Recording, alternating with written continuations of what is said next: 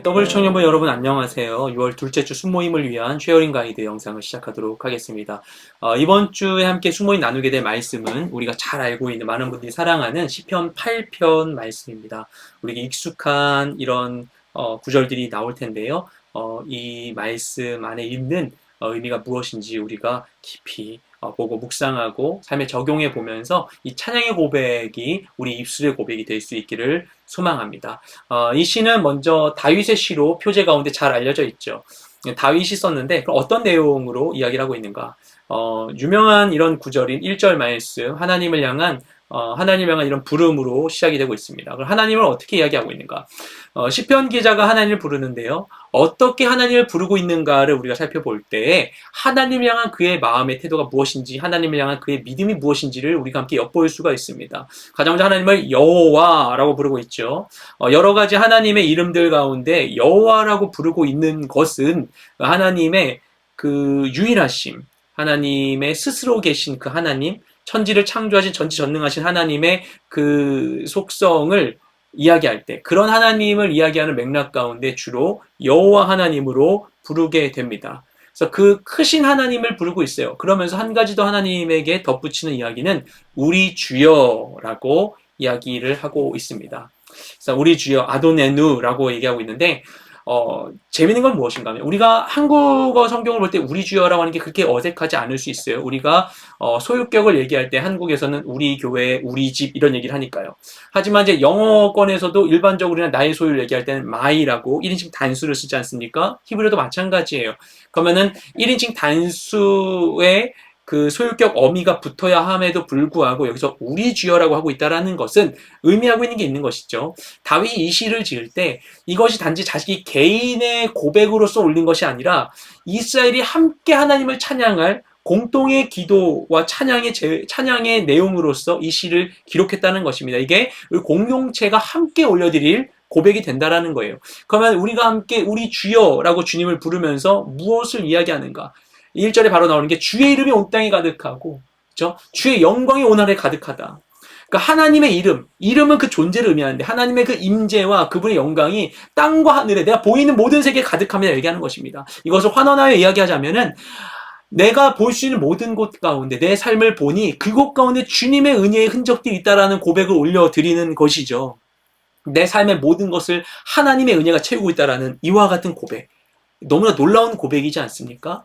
그럼 어떻게 그럼 다윗은 자기뿐만 아니라 우리 공동체 모두의 고백으로서 이와 같은 찬양을 주님께 올려드릴 수 있는 것인가? 이어지는 2절 말씀을 보면요. 이런 이야기들이 진행이 되죠.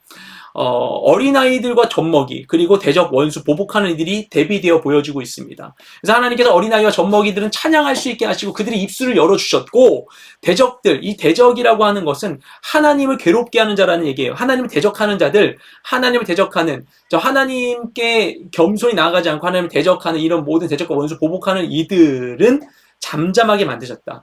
이들은 입술을 벌리게 하시고 이들은 잠잠하게 만드셨다. 근데 어린아이와 젖먹이는 무엇입니까? 단지 어린이를 실제 얘기하는 것이 아니라 부족한 자, 연약한 자들을 의미하는 거거든요. 부족한 자, 연약한 자, 나의 약함을 가지고 하나님께 겸손히 나아가는 자들은 찬양할 수 있도록 입술을 열려주시고 교만한 자들, 하나님 멀리하는 자들, 하나님 대적하고 있는 자들은 잠잠하게 만드셨다라고 그렇게 이야기를 하고 있습니다. 그렇게 해서 우리의 약함을 새롭게 하신 하나님을 찬양하는 것이죠. 그리고 이런 고백을 다윗이 할 수 있는 것은 다윗이야말로 정말 언더독의 상징으로 나타나 있는 자로 우리 알고 있듯이 골리앗을 이긴 자신의 칼과 창과 단창을 의지하고 있는 골리앗에게 나는 네가 모욕하고 있는 만군의 여호와의 이름, 이스라엘 하나님의 이름으로 내게 나아간다고 얘기했던 그 다윗 시기에 더욱더 이와 같은 고백을 하나님께 올릴 수 있지 않을까 싶습니다. 내가 약한 가운데 있을 때 내가 낮아질수록 더욱더 하나님의 은혜를 발견하게 되는 것이죠. 그 가운데 그가 보니까 3절 말씀에 뭐냐면 내가 보니까 저 밤하늘을 수놓은 이 별과 달들도 하나님 손가락으로 다 만드신 거 아닙니까? 밤중에 그 묵상을 한 것 같아요.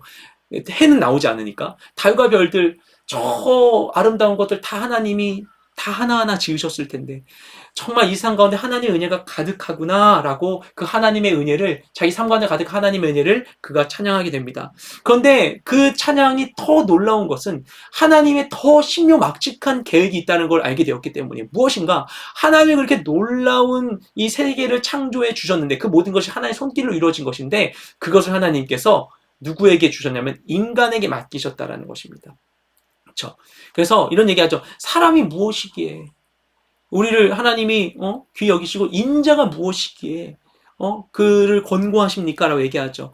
사람이라고 되어 있는 이 에노시라는 단어, 그리고 인자로 번역되어 있는 이 벤 아담이라는 단어는, 에노시라는 단어는 사람에 대한 구약의 여러 가지 얘기 중에, 아까는 하나님의 이름이 어떻게 불려진 것에 따라서 하나님에 대한 인식이 어떤지 알 수 있는데, 그럼 사람은 어떤 단어를 쓰고 있는가, 어떻게 표현하는가에 따라서 자기 자신에 대한 인식을 볼 수 있죠. 에노시라는 단어는 주로 사람의 유약함, 연약함을 얘기하는 맥락 가운데 주로 사용되는 사람의 단어고요. 벤 아담이라고 하는 것은 아담의 아들, 인간의 아들이라는 건데, 이제 아담이라는 말 자체가 붉은 흙인 이 아다마에서 파생된 단어예요. 흙으로 지은 인간. 그러니까 아무리 사람이 대단하다 하더라도 결국 흙으로 만들어졌고 흙으로 돌아갈 수밖에 없는 정말 티끌 같은 존재인 인간이다. 우린 연약하다라고 얘기하는 것이죠. 그런데 그런 연약한 인간을 하나님이 귀히 여기시고 어떻게 하는가? 천사보다, 하늘에 있는 존재, 천사보다, 그 영화로운 존재보다 조금 못하게 지으시고, 그 무엇을 하셨다? 그 인간에게 존귀의 간을 주셔서, 인간이 원래 스스로 존귀한 자가 된 게 아니고 존귀한 일을 한 것도 아닌데, 하나님이 그냥 귀히 여겨 주신 거예요. 존귀 여겨 주시고 무엇 하는가?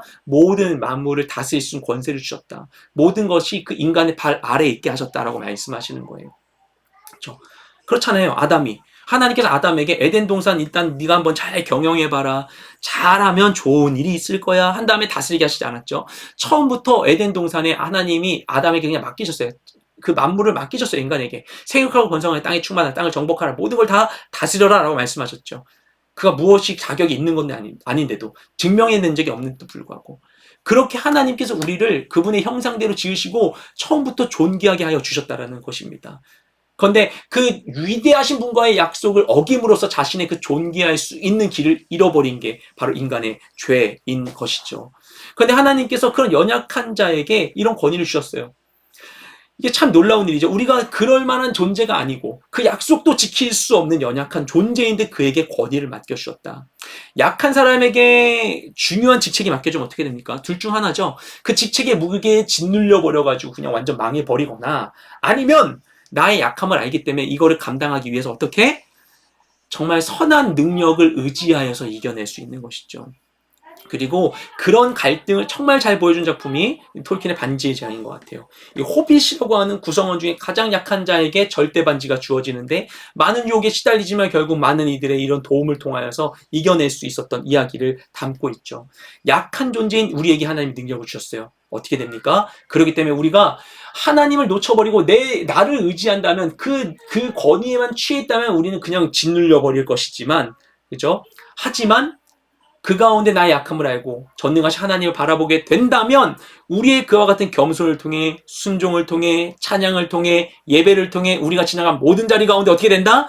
하나님의 이름이 새겨지는 것입니다. 하나님의 통치가 있는 것입니다. 그래서 마지막에 또 이렇게 고백하는 거예요. 여호와 우리 주여, 주의 이름이 온 땅에 어찌 그리 장엄한지요. 1절에 있었던 것이 수미상관으로 오고 있지만 전체적인 맥락 가운데 이것이 나올 만한 부분인 것이죠. 결국 우리의 그와 같은 순종과 섬김을 통해서 하나님의 뜻이, 주의 이름이, 주의 임재가 우리 삶에 가득하게 되는 것입니다. 하나님 우리 삶에 그렇게 되길 원하세요. 그래서 연약한 우리를 존귀 여겨 주시는 것입니다. 왜냐? 우리를 통하여 하나님의 뜻이 이 땅 가운데 이루어질 수 있도록 하기 위하여서. 우리가 있는 모든 곳, 여러분의 가정과 직장, 몸담은 모든 곳과 여러분 지나간 모든 자리들, 여러분 섬기는 우리 순모임, 다락방, 우리 공동체, 모든 팀, 모든 영역들 가운데 그와 같이 여호와의 이름만이 남게 된 놀라운 역사가 있게 되기를 소망합니다. 그리고 우리가 그와 같은 헌신을 주님께 올려드리는 우리 모두가 되기를 주님의 이름으로 축복드립니다. 올 여름에 우리가 아우니치도 준비하고 있고요. 우리 삶 가운데 하나님께서 계속해서 새로운 일을 행해 주실 텐데, 이 많은 일을 통하여서 우리가 하나님께 더 가까이 나아간 우리 모두가 되기를 소망합니다. 여러분 은혜로운 순모임 되십시오.